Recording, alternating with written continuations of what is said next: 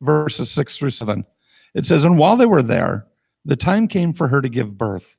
And she gave birth to her firstborn son, and wrapped him in swaddling cloths, and laid him in a manger, because there was no place for them in the inn." Now, Bethlehem is one of those places. It's a backwater town. The best way to describe it is a backwater town. It's about 5 miles south of Jerusalem, and nothing notable had happened there for more than 1,000 years. There was a time when it was a booming town. David was from Bethlehem. So at that time, that was when Bethlehem was in its heyday, when David, the king, was from. But when he moved the kingdom to Jerusalem, when he moved the kingdom seat to Jerusalem, Bethlehem kind of fell by the wayside. Now it has a population of about 10,000. And it's that place where, you know, when you go to different places where something famous happened at one time, that's how Bethlehem is. We went about 4 years ago, I think it was. We went down to my mom and dad's. And when we were down at my mom and dad's, we decided to go exploring. And we went to this little town in Arkansas, in North Arkansas.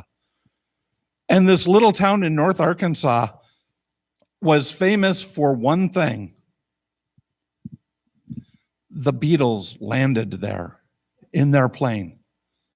They didn't even get out of the plane. They didn't do a concert. They didn't do anything. They just stopped and then they went on their way. But this town had made an industry out of the fact that the Beatles had been there. There's a picture that we have with Brittany. They did a cutout of the Abbey Road album cover with the Beatles walking across the street, you know, the iconic album cover. So they did a metal cutout of that. And we have a picture of Brittany in the midst of that. And everywhere you go, there's Beatles this and Beatles that. And that's kind of the way Bethlehem is. It's David this, David that. David was here. You know, David was from here. You know, King David, he was born here.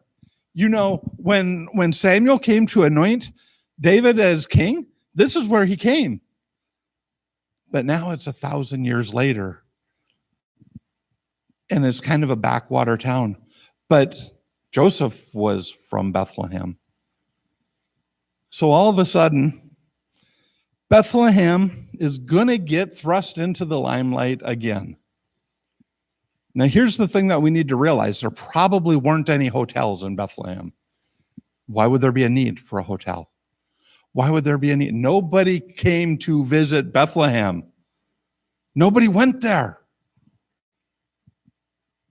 If they did, they were going to visit family and they would stay with family because people were from Bethlehem. They didn't go to Bethlehem. But all of a sudden, there is this census and they go to Bethlehem.